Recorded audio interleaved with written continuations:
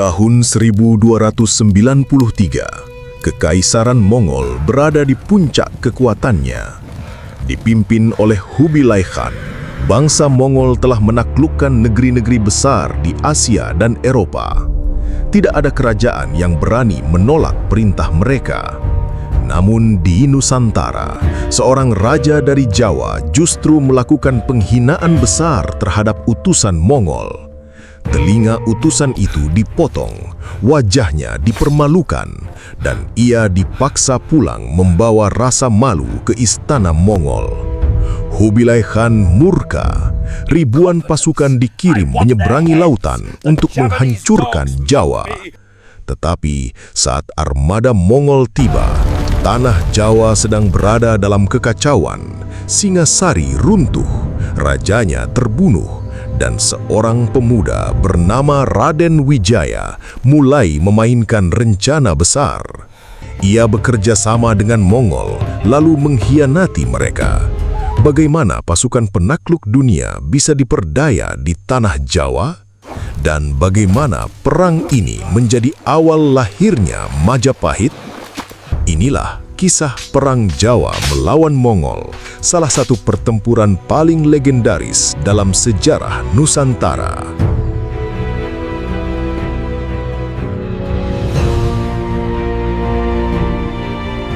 Attack now!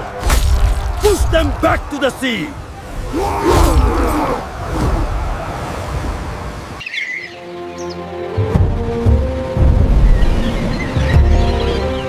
Samudra di pesisir Tuban tidak pernah sebiru biasanya, namun ketenangannya adalah sebuah kebohongan. Di Cakrawala, garis hitam mulai muncul, memanjang tanpa henti hingga menutupi matahari. Itu bukan awan badai, itu adalah armada laut terbesar yang pernah disaksikan oleh mata manusia di Nusantara. 1000 kapal perang Mongol dengan layar-layar yang menyerupai sayap raksasa burung pemangsa, membelah ombak dengan arogansi para penakluk dunia. Di atas kapal utama, utusan Mongol yang pernah dikembalikan ke tanah asalnya dengan wajah tercoreng, berdiri tegak. Sisa telinganya yang hilang mungkin sudah sembuh, tetapi dendamnya baru saja mencapai titik didih. Mereka datang dengan membawa badai, gumam seorang pengikutnya setia di sampingnya. Raden Wijaya menatap armada itu tanpa berkedip. Badai hanya berguna bagi mereka yang tahu cara menungganginya. Jawabnya pelan. Di mata orang lain, Raden Wijaya mungkin terlihat seperti buruan yang terpojok. Tapi di balik ekspresi tenangnya, ia sedang menyusun sebuah skenario yang berbahaya. Ia tidak berencana menjadi martir yang mati demi harga diri sebuah kerajaan yang sudah runtuh. Ia berencana menggunakan pasukan paling mematikan di dunia untuk menghancurkan musuh bebuyutannya, Jayakatwang, dan menggunakan sisa abu pertempuran itu sebagai fondasi untuk sesuatu yang lebih besar dari Singasari. Ini adalah permainan catur yang mematikan. Dan di atas papan yang berdarah ini, Raden Wijaya tidak berniat memenangkan perang. Ia berniat memenangkan tahta di atas punggung musuhnya sendiri. Namun, di dalam hutan yang gelap, mata-mata Jayakatwang sudah mengintai. Ketidakpastian mulai menyelimuti Jawa. Apakah sang pangeran ini seorang penyelamat, ataukah ia hanya sedang mengundang serigala ke dalam kandang domba? Udara di kamp pengungsian Raden Wijaya di Majapahit terasa berat, penuh aroma tanah basah dan keringat para prajurit yang putus asa. Di sini, di tengah hutan yang tersembunyi, Raden Wijaya tidak menunggu jemputan maut. Ia justru menyiapkan sebuah perjamuan. Bukan perjamuan untuk pesta, melainkan perjamuan diplomasi yang sangat berisiko. Ia telah mengirim utusan secara diam-diam kepada para jenderal Mongol, Ike Mese, Cao Sing, dan Shi Pi. Raden Wijaya tahu bahwa pasukan Mongol yang sampai di Jawa bukanlah pasukan yang dikirim untuk sekadar menghukum, melainkan pasukan ekspedisi yang asing dengan medan perang tropis yang ganas. Mereka butuh pemandu, mereka butuh logistik, mereka butuh orang dalam. "Tuan," bisik seorang penasihat dengan gemetar, "jika kita mendekati mereka, kita dianggap pengkhianat oleh rakyat kita sendiri. Jika mereka tahu niat asli kita, kepala kita akan menjadi pajangan di depan kapal mereka." Raden Wijaya hanya tersenyum tipis. Wajahnya ambigu, sulit dibaca apakah ia sedang berduka atas keruntuhan kerajaannya atau sedang menahan kegembiraan seorang arsitek yang melihat cetak birunya mulai terwujud. "Sejarah tidak ditulis oleh mereka yang suci," ucap Raden Wijaya tenang. "Sejarah ditulis oleh mereka yang selamat." Di pinggiran hutan, pertemuan itu terjadi. Pasukan Mongol yang datang adalah sekumpulan raksasa besi dengan perlengkapan perang yang tampak seperti monster bagi penduduk lokal. Mereka menuntut tunduk. Namun, di hadapan jenderal-jenderal Mongol, Raden Wijaya tidak bersujud. Ia berbongkok hormat, namun matanya menatap tajam, penuh percaya diri. Ia memainkan lakon dengan sempurna. Ia mengeluhkan kekejaman Jaya Katuang yang telah membunuh ayah mertuanya. Ia melukiskan Kediri sebagai musuh bersama, sebuah duri dalam daging bagi Mongol yang ingin menguasai perdagangan rempah. Raden Wijaya menawarkan sebuah kesepakatan. "Tuntutlah balas atas kematian rajaku, dan aku akan menyerahkan seluruh Jawa kepada kalian. Aku akan menyediakan panduan jalan, pasokan makanan, dan dukungan militer lokal." Para jenderal Mongol itu saling berpandangan. Mereka adalah penakluk yang sudah terbiasa dengan intrik istana. Mereka tahu ada bau busuk di balik tawaran Raden Wijaya. Tapi mereka terlalu yakin dengan superioritas militer mereka. Mereka berpikir, apa yang bisa dilakukan oleh seorang pangeran dari kerajaan yang sudah hancur? Bagi Mongol, Raden Wijaya hanyalah pion yang bisa dimanfaatkan untuk menguras tenaga lawan sebelum akhirnya mereka hancurkan sendiri. Mereka menerima kesepakatan itu. Malam itu, di bawah temaram obor, sebuah sumpah diucapkan. Sumpah yang di atas kertas tampak seperti aliansi, namun di dalam hati Raden Wijaya, itu adalah lonceng kematian bagi siapapun yang berdiri di jalannya, baik bagi Jaya Katuang yang ia benci, maupun Mongol yang ia anggap sebagai alat. Raden Wijaya telah berhasil membuka pintu gerbang bagi badai itu untuk masuk ke jantung kekuatan musuhnya. Namun, ia tahu satu hal.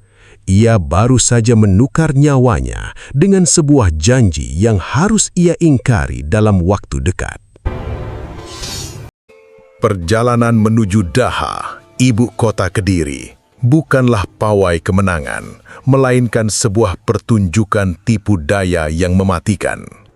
Pasukan Mongol yang berjumlah puluhan ribu, dipimpin oleh laskar berkuda yang terbiasa menaklukkan padang rumput Asia Tengah, kini dipaksa bergerak di antara hutan lebat dan sungai-sungai berarus deras di Jawa. Raden Wijaya memimpin di depan, menunggang kuda dengan tenang. Di belakangnya, para jenderal Mongol terus mengawasi setiap gerak-geriknya. Suasana di antara mereka penuh dengan ketegangan yang bisa meledak kapan saja. Bagi para jenderal Mongol, Raden Wijaya adalah instrumen yang berguna namun tidak bisa dipercaya. Bagi Raden Wijaya, mereka adalah alat berat yang harus ia arahkan ke arah yang tepat ke batang leher musuhnya. "Pangeran," sapa Shipi, salah satu jenderal Mongol, suaranya parau seperti gesekan logam. Peta yang kau berikan membawa kami ke jalan yang sangat sempit. Jika ini adalah jebakan, ingatlah tidak ada hutan di tanah Jawa ini yang cukup lebat untuk menyembunyikanmu dari kemurkaan Khan. Raden Wijaya menoleh, wajahnya menampilkan ekspresi kerendahan hati yang dipaksakan. Jenderal, tanah ini adalah labirin. Saya hanya memandu kalian agar kalian tidak kehilangan waktu. Jaya Katuang telah memperkuat pertahanannya di bukit-bukit.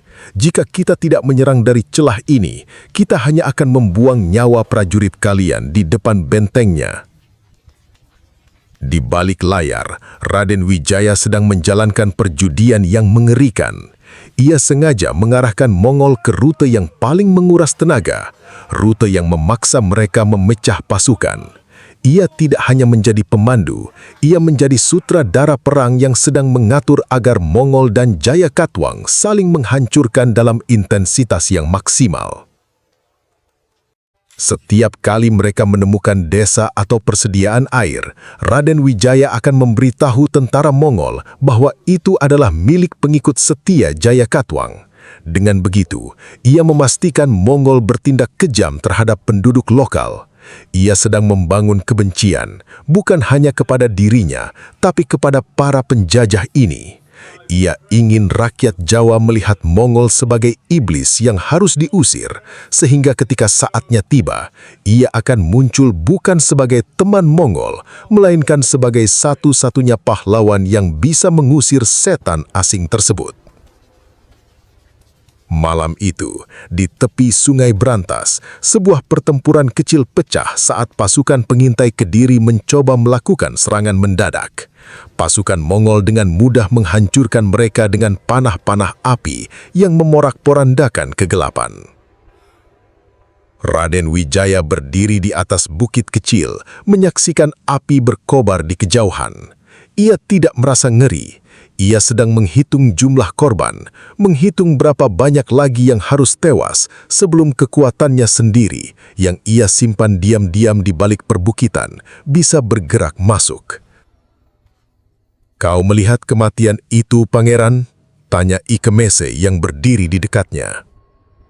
"Saya melihat keadilan bagi ayah mertua saya, Jenderal," jawab Raden Wijaya dingin. Dalam hatinya, ia menambahkan, "Dan saya melihat awal dari kehancuran kalian." Permainan catur ini semakin brutal. Raden Wijaya sadar ia sedang menari di atas mata pedang yang sangat tajam.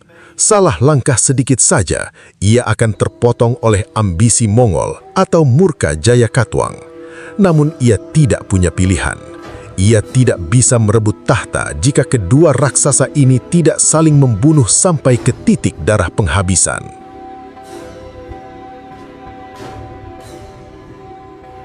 Suara jendang perang di Daha tidak terdengar seperti musik, melainkan jeritan bumi yang terkoyak. Kota yang selama ini menjadi pusat kekuasaan Jaya Katuang kini berubah menjadi neraka. Pasukan Mongol dengan disiplin taktik Keshik, pengawal kekaisaran yang brutal, telah mengepung benteng utama. Raden Wijaya menyaksikan dari kejauhan saat gerbang kayu jati yang kokoh itu hancur berkeping-keping diterjang mesin pelontar batu Mongol. Di balik tembok itu, Jaya Katuang, sang raja yang merampas kekuasaan, kini terpojok. Daha akan jatuh sebelum matahari terbenam, bisik seorang perwira bawahan Raden Wijaya. Wijaya mengangguk, matanya menyapu medan perang dengan ketajaman seekor elang. Ia tidak melihat kehancuran sebuah kota, ia melihat ruang kosong yang siap ia isi. Selama berhari-hari, ia telah membiarkan Mongol mengeluarkan seluruh amunisi terbaik mereka untuk menggiling pasukan Kediri hingga tak bersisa. Ia membiarkan Mongol menjadi pembersih yang kejam, sehingga ketika tahta itu kosong, tidak ada lagi pihak lain yang punya kekuatan untuk menantang klaimnya. Saat pasukan Mongol menyerbu masuk ke dalam keraton, jeritan, denting pedang dan bau asap memenuhi udara. Jaya Katuang ditangkap bukan sebagai seorang raja yang terhormat, melainkan sebagai tawanan perang yang hina. Di tengah kekacauan itu, Raden Wijaya memisahkan diri. Ia tidak ikut menjarah harta karun atau memuaskan nafsu perang. Ia bergerak menuju pinggiran kota, ke wilayah yang disebut Majapahit, sebuah desa hutan yang kini menjadi markas sementaranya.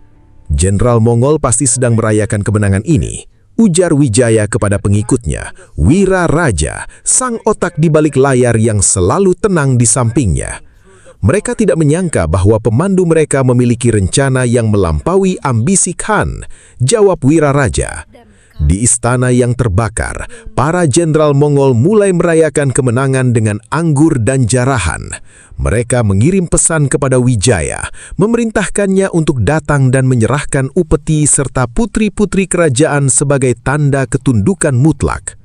Raden Wijaya tersenyum, namun senyum itu sama sekali tidak sampai ke matanya. Itu adalah senyum seorang predator yang melihat mangsanya sudah kenyang dan tertidur. Ia tahu inilah saatnya. Ia tidak akan menyerahkan putri-putri kerajaan. Ia tidak akan menyerahkan upeti. Ia akan menyerahkan hadiah lain, sebuah serangan cegutan yang akan membuat sejarah mencatat bahwa Mongol, sang penakluk dunia, bisa dikalahkan di tanah Jawa. Siapkan pasukan, perintah Wijaya pendek. Besok saat mereka mabuk dengan arak dan kemenangan, kita akan menunjukkan kepada mereka siapa sebenarnya penguasa tanah ini. Kehancuran Kediri hanyalah babak pembuka. Babak utama, pengkhianatan besar yang akan mengguncangkan dunia, baru saja dimulai. Setelah Daha jatuh, suasana di perkemahan Mongol berubah drastis. Kemenangan yang terlalu mudah membuat para jenderal Ike Mese, Gao Xing, dan Shihpi tenggelam dalam euforia. Mereka telah merampas kekayaan Kediri, menangkap Jaya Katuang, dan yang paling penting, mereka yakin bahwa Raden Wijaya adalah anjing penurut yang setia menunggu perintah. Raden Wijaya tiba di perkemahan Mongol dengan membawa rombongan kecil. Ia membawa serta apa yang mereka minta, upeti yang melimpah, bahan makanan, dan janji akan menyerahkan putri-putri kerajaan untuk dibawa pulang ke istana Kublai Khan.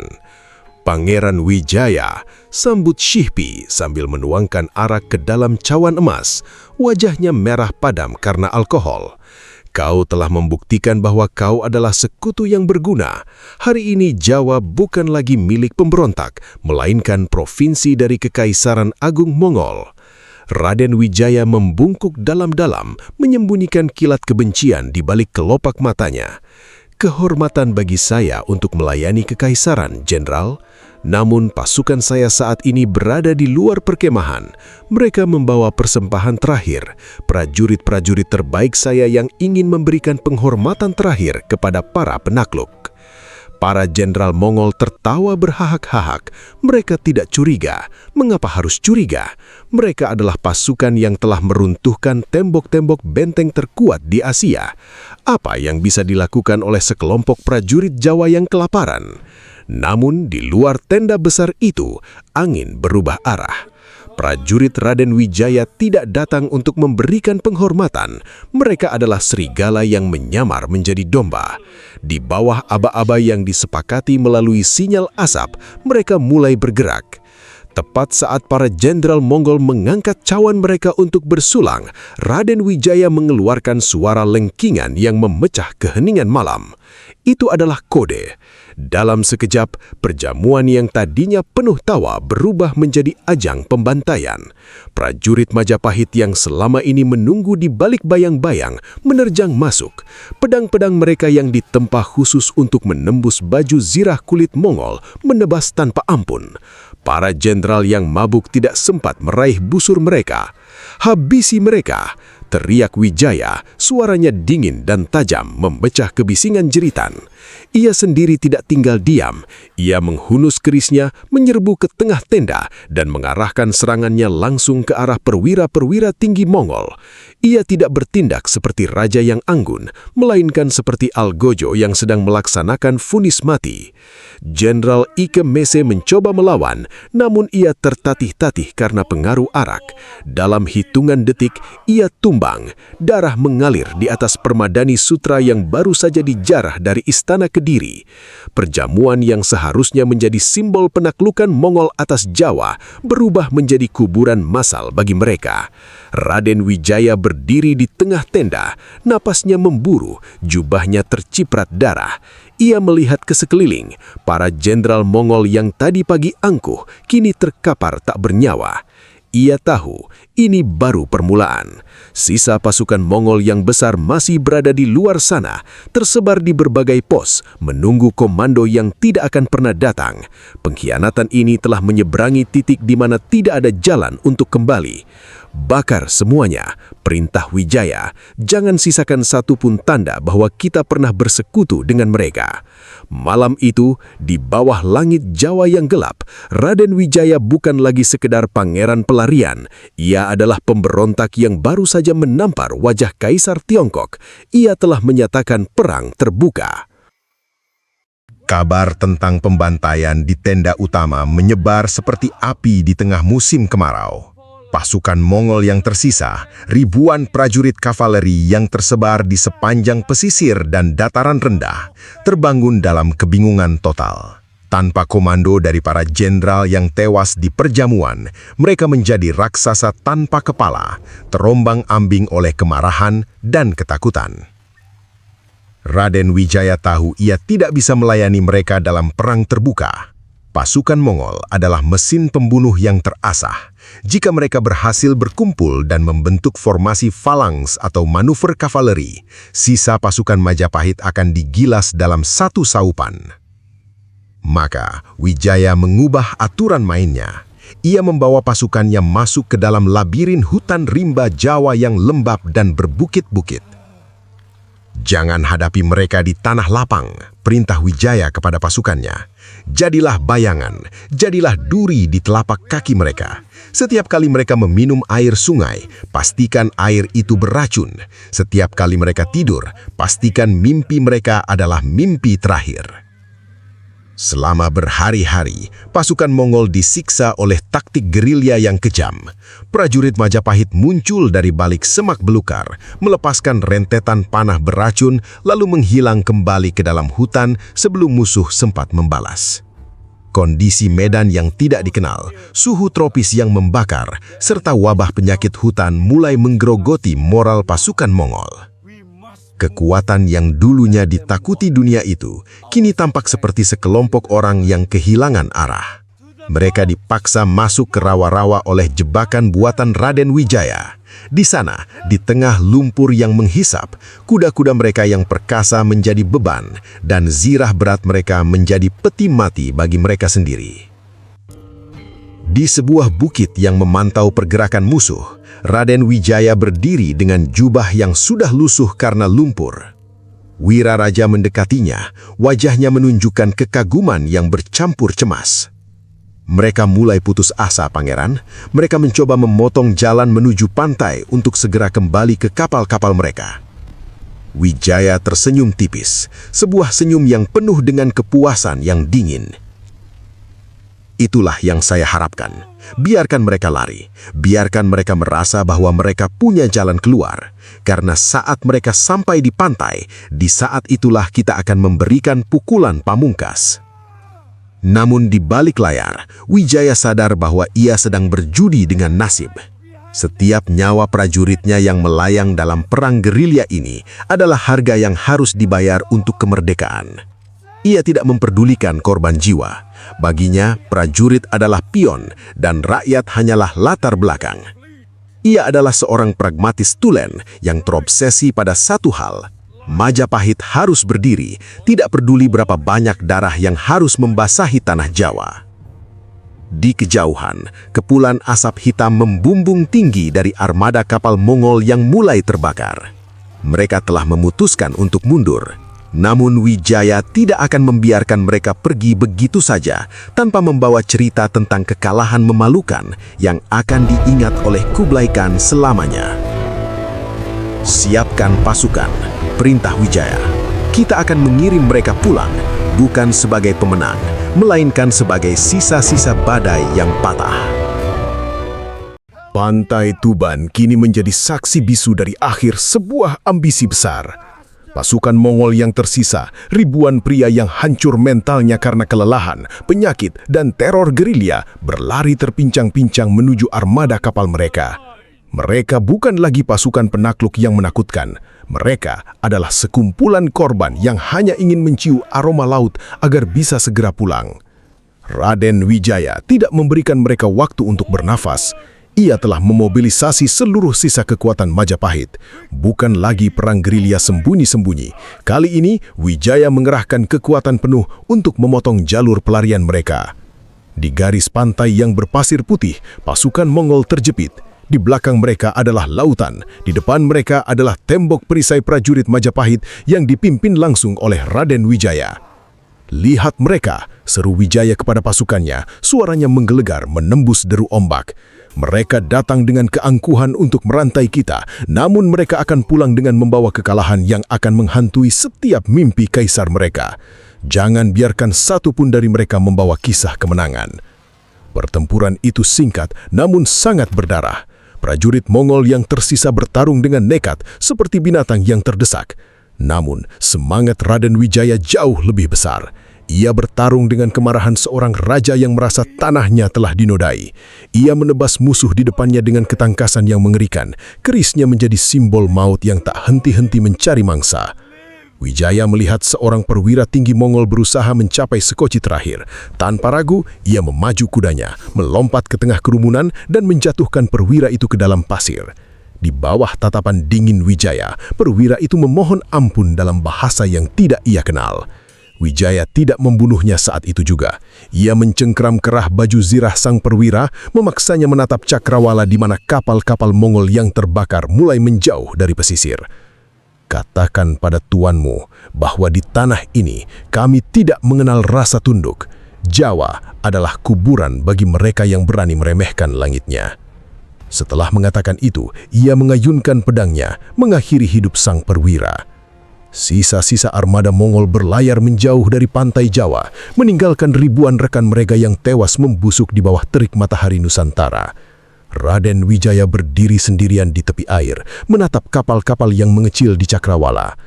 Angin laut menerpa wajahnya, menghapus sisa keringat dan darah. Ia telah berhasil. Ia telah menipu kekuatan terkuat di dunia dan memulangkannya dengan rasa malu yang abadi. Namun, saat ia berbalik melihat ke arah pasukannya yang bersorak, tidak ada senyum di wajahnya. Ia tahu bahwa meskipun Mongol telah pergi, musuh yang sebenarnya baru saja lahir. Tanggung jawab untuk membangun sebuah imperium dari abu peperangan kini ada di pundaknya. Ia tidak lagi bisa bersembunyi di balik taktik pengkhianatan. Kini, ia harus menjadi seorang pemimpin yang bisa menyatukan tanah yang hancur. "Pangeran," sapa salah seorang pengikutnya dengan nada memuja, "kita telah menang, kita bebas." Wijaya menatap cakrawala yang kini sunyi. Kebebasan adalah harga yang mahal. Dan kita baru saja mulai membayar cicilannya. Debu perang di pantai Tuban perlahan mengendap, namun atmosfer di istana sementara Majapahit jauh dari kata damai. Kemenangan atas Mongol membawa euforia sesaat, namun segera digantikan oleh realitas politik yang dingin dan tajam. Raden Wijaya tidak lagi berperan sebagai gerilyawan di hutan, melainkan seorang calon raja yang harus menata kepingan-kepingan kerajaan yang berserakan. Ia berdiri di tengah aula terbuka yang masih beraroma kayu terbakar, menatap peta wilayah yang kini ia klaim sebagai miliknya. Di sampingnya, Wira Raja, sang penasihat yang selalu menjadi bayang-bayang strategisnya, menatap dengan mata yang menyipit. "Rakyat mulai mengeluh-ulukan namamu, Raden," ucap Wira Raja datar. "Mereka melihatmu sebagai titisan Dewa Wisnu yang mengusir iblis dari utara. Tapi di balik tembok-tembok keraton yang tersisa, para bangsawan dan sisa-sisa pendukung Kertanegara mulai berbisik. Mereka mempertanyakan harga yang kau bayar untuk kemenangan ini." Wijaya tidak berbalik. Harga? Mereka pikir kemerdekaan itu gratis. Mereka tidak melihat bagaimana saya harus merangkak di depan Jenderal Mongol, menelan ludah dan harga diri demi mendapatkan waktu. "Bukan itu yang mereka permasalahkan," lanjut Wira Raja. "Mereka takut Mereka takut jika kau mampu mengkhianati Kaisar Mongol yang perkasa, maka kau juga bisa mengkhianati siapapun yang berdiri di jalanmu. Mereka melihatmu bukan sebagai pelindung, melainkan seorang tiran yang lahir dari rahim pengkhianatan. Wijaya akhirnya menoleh, matanya sedingin es. Dunia ini tidak butuh pemimpin yang suci, Wiraraja. Dunia butuh pemimpin yang bisa memastikan tanah ini tidak lagi diinjak oleh kaki asing. Jika mereka takut, biarkan mereka takut. Ketakutan adalah pengikat yang lebih kuat daripada cinta. Mulai hari itu, Wijaya mulai menjalankan politik konsolidasi yang brutal. Ia membagi-bagikan tanah dan jabatan kepada para pengikut yang setia saat ia terpuruk, sementara mereka yang dulu ragu atau sempat berpihak pada musuh, secara perlahan disingkirkan dari pusat kekuasaan. Ia membangun sebuah birokrasi yang sepenuhnya bergantung pada titah pribadinya. Namun tantangan terbesar datang dari dalam lingkaran terdekatnya sendiri. Ada kelompok bangsawan yang merasa bahwa Wijaya telah melampaui batas kewenangannya dengan mengklaim tahta yang belum secara resmi diserahkan.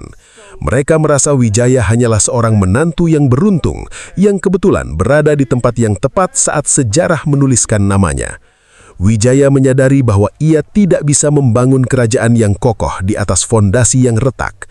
Ia mulai sadar bahwa untuk menjadi raja, ia tidak cukup hanya dengan menang perang. Ia harus menciptakan sebuah narasi, sebuah legitimasi suci yang membuat siapapun tidak berani membantah kehendaknya. Malam itu, di bawah rembulan, Wijaya duduk di bawah pohon beringin tua. Ia tidak sedang berdoa, ia sedang merancang mitos. Ia akan menjadikan Majapahit bukan sekedar kerajaan, melainkan pusat dunia. Ia akan menulis sejarahnya sendiri, di mana pengkhianatannya terhadap Mongol akan diputarbalikkan menjadi taktik jenius seorang pemimpin yang diberkati langit.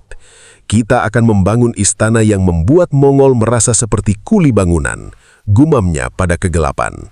Majapahit bukan lagi hanya tentang mengusir penjajah. Majapahit adalah obsesi Raden Wijaya untuk menjadi sosok yang tak tersentuh oleh sejarah. Seorang penguasa yang bahkan para dewa pun akan berpikir dua kali untuk menguji kesetiaannya.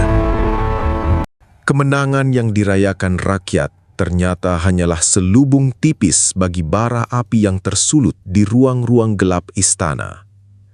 Raden Wijaya, yang kini bergelar Kertarajasa Jayawardana, mendapati bahwa menjadi pemenang perang jauh lebih mudah daripada menjadi penguasa di tengah sekutu yang merasa dilupakan. Dendam lama mulai menagih janji. Para tokoh yang dulu bahu-membahu bersamanya, para bangsawan yang merasa telah mengantarkan Wijaya ke tahta, mulai merasa dikhianati oleh sikap Wijaya yang semakin otoriter. Mereka merasa Wijaya berubah menjadi raja yang haus akan kekuasaan absolut, persis seperti Kertanegara yang dulu ia kritik habis-habisan. Di sebuah ruangan tertutup yang diterangi lampu minyak redup, Ranggalawe, sosok panglima perang yang legendaris karena keberaniannya di garis depan melawan Mongol, membanting pedangnya ke atas meja kayu jati. "Kita menghancurkan Mongol agar Jawa bebas dari penindas," seru Ranggalawe dengan nada geram. "Bukan agar kau bisa duduk di singsana dan membagikan jabatan hanya kepada mereka yang berani mencium kakimu, Wijaya.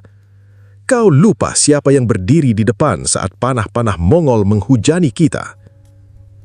Wijaya duduk di ujung meja. Wajahnya tetap datar seperti batu karang yang diterjang ombak. Ia tidak membela diri, tidak pula marah. Ia hanya menatap Ranggalawe dengan tatapan yang menyiratkan kasihan atau mungkin kebencian yang terukur. "Kekuasaan tidak dibagi rata, Ranggalawe," jawab Wijaya pelan, namun suaranya menggema di ruangan yang sunyi itu. "Jika aku membiarkan setiap orang yang ikut berperang mengatur kebijakan negara, maka Majapahit akan kembali menjadi sekumpulan desa yang sibuk bertengkar sendiri. Aku membangun negara, bukan sebuah persekutuan dagang." Ketegangan itu meledak. Ranggalawe, dengan harga dirinya yang setinggi langit, menarik diri dari istana. Ia membawa pengikutnya kembali ke tanah perdikan dan dalam waktu singkat, desas-desus tentang pemberontakan mulai berhembus kencang. Orang-orang yang merasa terpinggirkan mulai merapat ke kubu Ranggalawe. Bagi Wijaya, ini adalah pengkhianatan kedua. Namun kali ini, musuhnya adalah orang yang pernah ia sebut saudara perjuangan. Ia menyadari bahwa di balik kesetiaan selalu ada ego yang menunggu untuk dipuaskan. Ia berdiri di balkon istana, menatap ke arah cahaya obor di perbukitan yang menandakan kemah-kemah pasukan pemberontak. Wira Raja yang selalu setia di sisinya mendekat dengan wajah muram. Mereka akan menyerang, Pangeran. Ranggalawe tidak akan berhenti sampai ia mendapatkan apa yang ia rasa miliknya. Wijaya tersenyum tipis, sebuah senyum yang kini terlihat lebih kejam dan penuh perhitungan dibandingkan saat ia menghadapi Mongol. Biarkan mereka menyerang, biarkan mereka membuktikan bahwa mereka lebih tangguh dari bangsa penakluk dunia itu. Dalam pikirannya, Wijaya sudah membuat hitungan. Ia tidak akan membiarkan Ranggalawe menang. Ia akan menghancurkan pemberontakan ini dengan tangan besi demi memastikan tidak ada lagi keraguan di benak siapapun tentang siapa pemilik mutlak mahkota Majapahit. Perang saudara ini adalah ujian akhir bagi Wijaya. Jika ia berhasil menundukkan sahabatnya sendiri, maka tahta Majapahit akan terkunci rapat. Namun jika ia kalah, maka sejarah akan mencatatnya sebagai raja yang hanya memerintah selama 1 musim sebelum dihancurkan oleh bangsanya sendiri. Pertempuran di Sungai Tambak Beras tidak seperti perang melawan Mongol yang megah dan penuh taktik militer besar-besaran. Ini adalah perang saudara yang intim, brutal, dan penuh dengan aroma pengkhianatan. Ranggalawe, sang panglima yang berani, gugur di tangan pasukan kerajaan. Kematiannya bukan menandai kedamaian, melainkan menjadi penanda bahwa Majapahit kini berdiri di atas fondasi yang berlumuran tarah kawan sendiri. Raden Wijaya memenangkan pertempuran itu.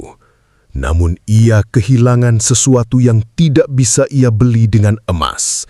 Legitimasi di mata para pengikut lama yang sempat percaya pada idealismenya. Di puncak kejayaannya, sebagai raja pertama Majapahit, Wijaya berdiri di balkon istananya yang megah. Ia telah berhasil mengusir Mongol, memadamkan pemberontakan, dan menyatukan Jawa di bawah satu panji. Namun, ia bukanlah raja yang dikelilingi oleh sahabat-sahabat yang mencintainya. Ia dikelilingi oleh bawahan yang takut, pengikut yang ambisius, dan bayang-bayang para pahlawan yang telah ia tumbangkan. Ia memandang ke arah Cakrawala. Kapal-kapal Mongol sudah lama hilang. Namun sisa-sisa trauma dari penakluk utara itu masih tertanam dalam struktur negaranya yang otoriter. Ia telah mengubah dirinya menjadi cermin dari para penakluk yang ia usir. Dingin, kalkulatif, dan tak segan mengorbankan nyawa demi stabilitas tahta. Pangeran, sapa Wira Raja dari balik bayang-bayang. Rakyat menyebutmu Kertarajasa. Sejarah akan menuliskanmu sebagai pendiri imperium besar yang menundukkan Mongol. Wijaya tidak berbalik. Sejarah adalah pelacur Wira Raja. Ia akan menulis apapun yang diinginkan pemenang. Mereka akan menyebut ini kemenangan bagi Jawa tanpa pernah menuliskan berapa banyak sahabat yang harus saya bunuh untuk memastikan Jawa tidak menjadi provinsi dari sebuah kekaisaran asing. Ia memegang keris yang ia gunakan di perjamuan Mongol, keris yang sama yang telah merobek jantung musuh dan jantung sahabatnya sendiri. Keris itu kini menjadi simbol dari seorang anti-hero, seseorang yang menyelamatkan negerinya dengan cara yang tidak bisa dimaafkan oleh moralitas biasa. Majapahit lahir bukan dari kepahlawanan yang murni, melainkan dari tipu daya, pertumpahan darah, dan kemauan baja untuk bertahan hidup. Raden Wijaya bukanlah pahlawan tanpa noda. Ia adalah seorang pria yang terpaksa membuang nuraninya ke dalam jurang agar negerinya bisa bangkit dari abu. Saat matahari terbenam, menyelimuti kerajaan yang baru dibangun itu dengan warna merah darah, Raden Wijaya tahu bahwa ia telah mengamankan masa depan bagi rakyatnya. Namun ia telah mengutuk jiwanya sendiri ke dalam buku sejarah yang selamanya akan mempertanyakan, apakah tujuan yang agung memang selalu menghalalkan segala cara yang keji? Ia menutup matanya, membiarkan angin malam menerpa wajahnya. Tugasnya selesai, imperium telah berdiri. Dan di dalam kesunyian istana yang megah itu, sang pendiri Majapahit itu akhirnya harus berdamai dengan kenyataan bahwa ia adalah sosok yang paling dibutuhkan oleh tanah ini, namun juga sosok yang paling kesepian di dalamnya. Majapahit kini abadi, namun di baliknya, kisah Raden Wijaya akan selalu diingat sebagai bukti bahwa sejarah seringkali tidak dibangun oleh tangan-tangan yang bersih, melainkan oleh mereka yang berani berlumur darah untuk mengubah nasib sebuah bangsa.